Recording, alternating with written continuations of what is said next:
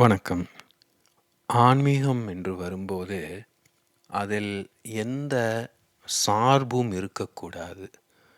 பிடிச்சது, பிடிக்காதது, தேவையற்றது, தேவையானது, இப்படிலாம் எந்த பிரிவுமே இருக்கக்கூடாது. அப்படியெல்லாம் இருப்பது சாத்தியமா? அதுதான் ஆன்மீகம்னு சொல்லுவோம். ஏன்னா, உண்மையில் அது சாத்தியம் கிடையாது. ஆனால் தொடர்ந்து அந்த ஒரு சாத்தியப்படுத்தி கொண்டே இருக்கணும். நாம் முன்னகர்ந்து கொண்டே இருக்கணும். நாம் அடைந்து விட்டோம்னு நினைக்கும்போது நாம் தேங்கி போயிருப்போம். அப்போ அந்த சார்பு நிலை இருக்கான்னு கவனிச்சுக்கிட்டே இருக்கணும். ஏன்னா மனம் எதையாவது இறுக்கி பிடித்து கொள்ள முனைந்து கொண்டே இருக்கும். எதையும் பிடிச்சிக்கல அப்படின்னா மனதால் என்ன செய்கிறதுன்னு தெரியாது. அதுக்கு என்ன பண்ணுறதுன்னு புரியாது.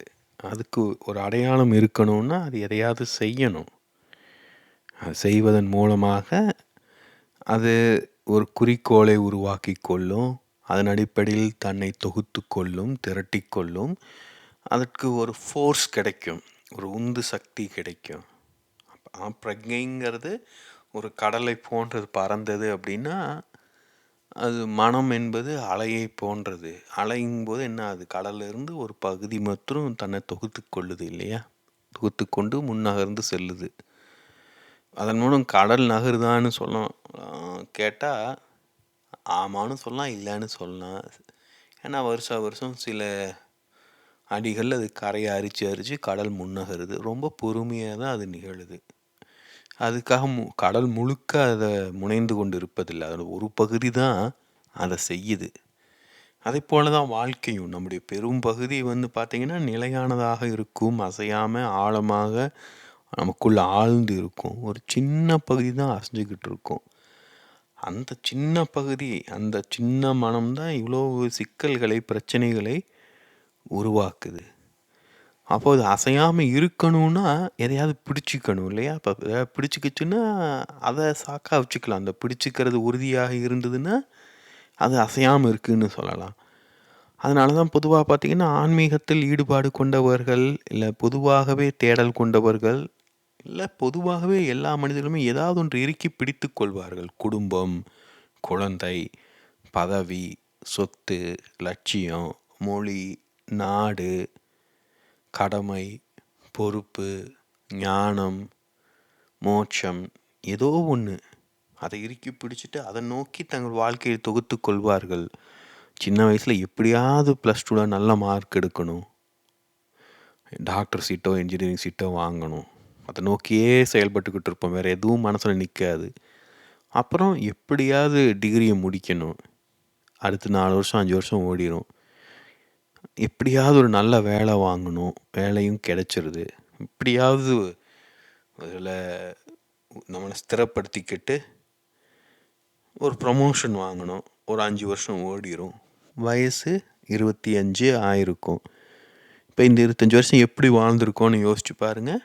முதல் 16 வருஷம் முழுக்க +2 மையமாக வைத்து, அடுத்த 4-5 வருடங்கள் கல்லூரி படிப்பை மையமாக வைத்து, அடுத்த 4-5 வருடங்கள் வேலையை மையமாக வைத்து, இதெல்லாம் எதுவுமே இல்லைன்னா என்ன ஆயிருப்போம் தெரியாது. அதனால தான் அந்த பிடிப்பு தேவைப்படுது. ஏன்னா சுற்றி இருக்கணுங்க பாருங்கள். இது எதுவுமே இல்லைன்னா அவங்க என்ன ஆச்சு, அவங்க வாழ்க்கை? பள்ளிப்படிப்பு நம்மளுக்கு ஒரு அஸ்திவாரத்தை தருது, ஒரு வடிவமைப்பை உருவாக்கி தருது. கல்லூரி படிப்பு அதை உறுதி செய்யுது. வேலை அதை சீல் வச்சு நமக்குன்னு ஒரு அடையாளத்தை உருவாக்கி தந்து நமக்கு சமூகத்தில் ஒரு மனிதனாக நம்மை நிலைநிறுத்துது. இப்போ இது எதுவுமே இல்லைன்னா எந்த விதத்தில் நம்ம சமூகத்தில் நம்மை முன்வைத்து கொள்வோம்?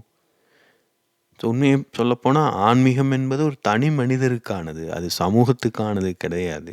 நான் மகிழ்ச்சியாக இருக்கேன், நான் நிறைவாக இருக்கேன் அப்படின்னா நான் சமூகத்தை பற்றி நான் கவலைப்பட வேண்டியது இல்லை. உண்மையில் நம்ம அப்படி நிறைய பேர் சொல்லிக்குவோம். நான் சிறு வயதில் பள்ளிக்கு இப்போ சென்று கொண்டிருந்தபோது ரொம்ப சிரமப்பட்டு படிச்சுக்கிட்டு இருக்கும்போது எனக்கு தெரிஞ்ச சிலர் பள்ளிக்கு செல்லாமல் திருப்பூருக்கு வேலைக்கு போவாங்க, வேறு ஏதாவது தொழில் செஞ்சுக்கிட்டு இருப்பாங்க. ரொம்ப ஜாலியாக இருக்கும் அவங்கள பார்த்தாலே. ஏன்னா என்ன என்ன வாழ்க்கை, படிச்சு என்ன செய்ய போறோம், என்ன அடுத்தது வேலை கிடைக்குமா, ஒண்ணுமே தெரியாது. அ ஒரு பேனா வாங்கணும், ஒரு நோட்டு, புத்தகம் வாங்கணும்னா கூட வீட்ட நம்பி வாழ்ந்துகிட்டு இருந்த சூழல்ல, அவங்க இஷ்டத்துக்கு செலவு பண்ணிக்கிட்டு இப்போதைய போல வசதிகள் கிடையாது அப்போ அப்படின்னாலும், ஒரு நெனச்சபோது ஒரு டீ குடிக்க முடியும், ஒரு சிகரெட் குடிக்க முடியும். அவங்களுக்கு கோயம்புத்தூரோ, திருப்பூரோ போயிட்டு வர முடியும். அந்த சுதந்திரம், அந்த இதெல்லாம் ரொம்ப ஆச்சரியமா இருக்கும். ஆனா, அதனுடைய மதிப்புலாம் அப்ப புரியல. அதனால படிப்பு தேவையாலாம் நெறைய கேள்விகள் எழும். ஸோ, இப்போ யோசிச்சு பார்க்கும்போது 45 வயசுல திரும்பி பார்க்கும்போது, அவங்க ஒரு 15 வயசுல படிப்ப விட்டுட்டு, வேலைக்கு எந்த மாரி மனநிலையில சென்றார்களோ, இன்னைக்கு 45 வயசுலயும் பெரும்பாலும் அதே மனநிலையில தான் இருக்காங்க. அவங்க மனநிலையில எந்த மாற்றமும் ஏற்படல. ஏன்னா, அது மாற்றம் ஏற்படணும்னா, அந்த அஸ்திவாரம் உறுதியாக இருக்கணும், ஆழமாக இருக்கணும். அதற்கு வாசிப்பு, படிப்பு, அதாவது மனதுக்கு ஒரு அடிப்படை ஒழுக்கம், ஒரு கட்டமைப்பு வேண்டும். அத நாமளாக உருவாக்கிக் கொள்வதற்கான வாய்ப்பு நம்மளுக்கு கிடைப்பதில்ல. கடந்த காலங்களில் மதம் அத உருவாக்கி தந்துச்சு. கடவுள் நம்பிக்கையை அடிப்படையாகக் கொண்டு, நம்ம வருஷம் வருஷம் சபரிமலைக்கு மாலை போடுவோம். புரட்டாசி மாசம் வந்து அசைவம் சாப்பிட மாட்டோம். இப்படின்னு எதையாவது நாமளே சில பழக்கங்களை உருவாக்கிக் கொண்டு, அதன் அடிப்படையில் ஒரு அடையாளத்தையும் ஏற்படுத்திக்கிட்டு வாழ்ந்துட்டு இருப்போம். இதெல்லாம் ஒரு சின்ன நகரத்துல, ஒரு கிராமத்துல இருக்கும்போது சரியா இருக்கும். ஒரு பெரிய மாநகரத்துல போயிட்டு, புதிய மனிதர்களுக்கு நடுவில் வாழும்போது, அந்த அடையாளத்தை நம்ம பேண முடியாது. ஒரு அடையாள சிக்கல் உருவாகுது. அப்போ என்ன பண்றது? இதுக்கு இன்றைக்கு படித்தவர்கள், ஓரளவு வசதியானவர்கள், சிந்திக்கும் திறன் கொண்டவர்கள் எல்லோருக்குமே இருக்கும் சிக்கல் இது. ஏன்னா நவீன வாழ்க்கை முறைக்கு நம்மள முழுமையாக மாற்றிக்கொள்ளவும் முடியல. மரபான வாழ்க்கை முறையை நம்மால ஏற்றுக்கொள்ளவும் முடியாது. இருதலைக்கொள்ளி எறும்பு போல தவிச்சுக்கிட்டு இருக்கோம். அதனால இப்ப என்ன சொல்றாங்கன்னா, ஒரு பக்கம் படிக்காதவங்க எல்லாம் இதுக்கு தான் படிக்கக்கூடாது, ஓவரா படிச்சோம்னா இப்படிதான் குழம்பி தவிப்போம். இப்ப நெறைய எனக்கு சொல்லியிருக்காங்க, "நீங்க ரொம்ப அதிகமா சிந்திக்கிறீங்க. தேவையில்லாத பத்திலாம் யோசிச்சுக்கிட்டு இருக்கீங்க." அப்படின்னு சொல்லுவாங்க. உண்மைதான், அது இல்லன்னு சொல்லல. ஆனா அது தேவையாய் இருந்தது எனக்கு. அதனால தான் என்னுடைய வாழ்க்கையை நான் இவ்வளவு விரிவாக புரிந்து கொள்ள முடிஞ்சுச்சு. ஸோ இத வந்து நம்ம ஒவ்வொருவருமே கவனிக்கணும். அதுக்கு தான் சொல்றேன், நம்மளுக்கு ஒரு சார்பு நிலை இருந்ததுன்னா, உடனே அத கவனிக்கணும். ஒருத்தர நம்மளுக்கு பிடிச்சிருக்குன்னா, என்ன காரணத்தால? எதுக்கு பிடிக்கணும்? அந்த அந்த பிடிச்சிருக்குங்கிற நிலை வந்து தற்காலிகமானதா? நீண்ட நாட்கள் நிலைக்குமா? ஏன்னா, நம்மிடம் ஒரு பாதுகாப்பு இல்ல, நாம் முழுமையாக இல்ல அப்படின்னா தான் நம்மளுக்கு இன்னொருவர் துணை தேவைப்படும். அது நண்பனாக இருக்கலாம், எதிரியாக இருக்கலாம். ஏன்னா எதிரியும் வந்து ஏதோ ஒரு விதத்தில் நம்மள பூர்த்தி செய்யறாங்க. ஒரு எதிரின்னு நினைப்பதன் மூலமாக அவர என்ன பண்ணலாம்? அப்படின்னுலாம் அவர வச்சு நம்மளை சிந்திப்பதன் மூலமாக நம்மளுக்கும் ஒரு தெளிவு கிடைக்கும் இல்லையா? அவன் என்ன செய்வான்? அவன எப்படி ஏதோ ஒண்ணு நம்ம மனசு சும்மா இருக்கறதுக்கு பொதுவா இப்போ சொல்லுவாங்க இல்லையா? அதாவது பச்சை நிற தவளை பச்சை நிற தவளை இருக்கு. ஸோ வேற ஏதாவது ஒரு உதாரணம் சொல்றேன். சிகப்பு நிற யானையை கற்பனை செய்யாதீர்கள்னு சொன்னா, உங்களால கற்பனை செய்யாம இருக்க முடியுமா? யோசிச்சு பாருங்க. அதைப் போல தான். நம்ம நண்பர் என்றால் அவர் வந்து ஒரு கருப்பு நிற யானை. பகைவர் என்றால் சிகப்பு நிற யானை. வேற எந்த வித்தியாசமும் கிடையாது. வார்த்தைகளில் மட்டும்தான் வித்தியாசம். ஸோ நம்ம ஒருவரை சார்ந்திருந்தாலோ, எதிர்த்து இருந்தாலோ ஏன்னு நாம கவனிக்கணும். அதிலிருந்து கொஞ்சம் கொஞ்சமா நம்மள விலக்கிக் கொள்ளணும்.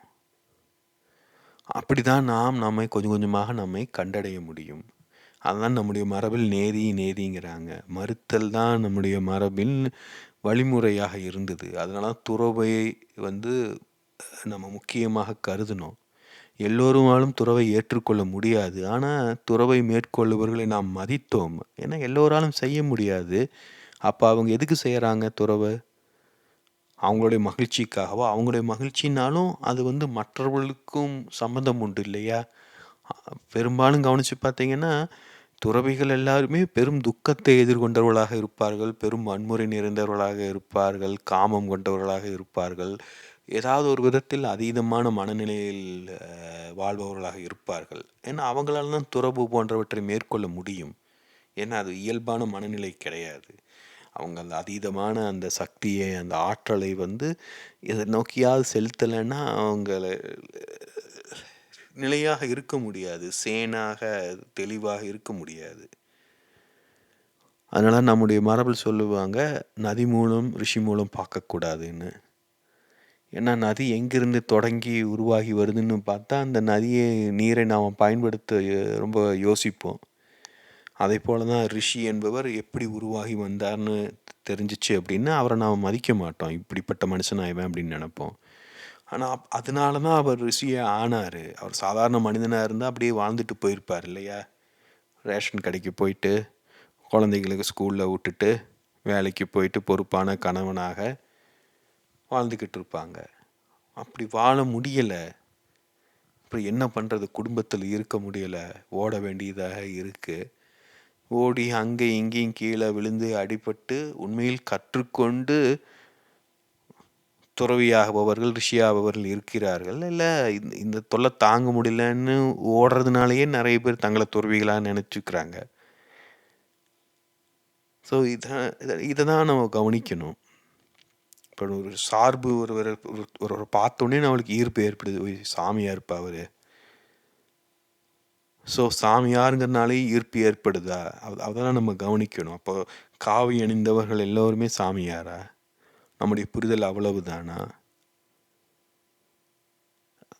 அதை தான் கவனிச்சுக்கிட்டே இருக்கணும். நம்ம என்ன பண்ணுறோன்னா, நம்மளுக்கு பிடிச்சதுன்னா ரொம்ப அலச மாட்டோம். பிடிக்காதுனாலும் அலச மாட்டோம். விடுப்பா அவனை பற்றி எதுக்குவா பேசிக்கிட்டு.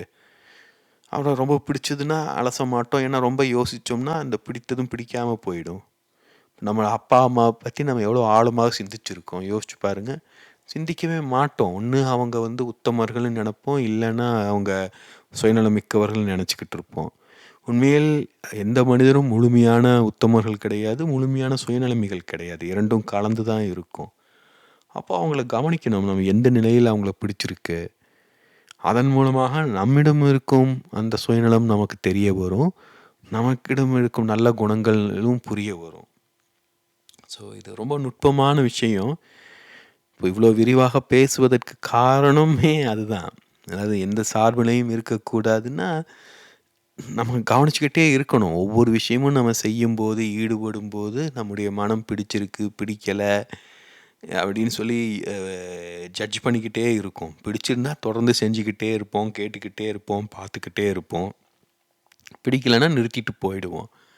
ஆனால் வாழ்க்கையை அப்படி செய்ய முடியாதுல்ல. அதனால தான் வாழ்க்கை சிக்கலாக இருக்குது.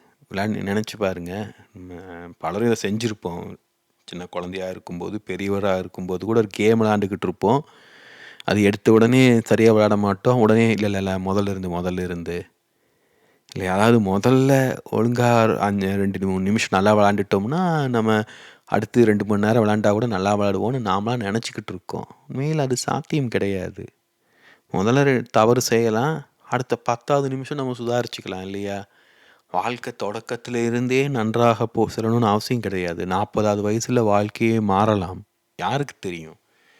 நம்மளோட வாழ்க்கை தொடக்கமே சரியில்லைன்னு புலம்பிக்கிட்டே இருந்தோம்னா, நம்ம வாழ்க்கை சரியாவதற்கான வாய்ப்பு கிடைத்தாலும் அதை நம்மளால் பயன்படுத்தி கொள்ள முடியாமல் போகக்கூடும். ஸோ இதெல்லாம் நாம் தான் புரிந்து கொள்ளணும். இதெல்லாம் யோசிக்க ஒரே குழப்பமாக இருக்கும். என்னடா இதுன்னு சலிப்பு வரலாம். அதனால தான் இந்த வரி. ஸோ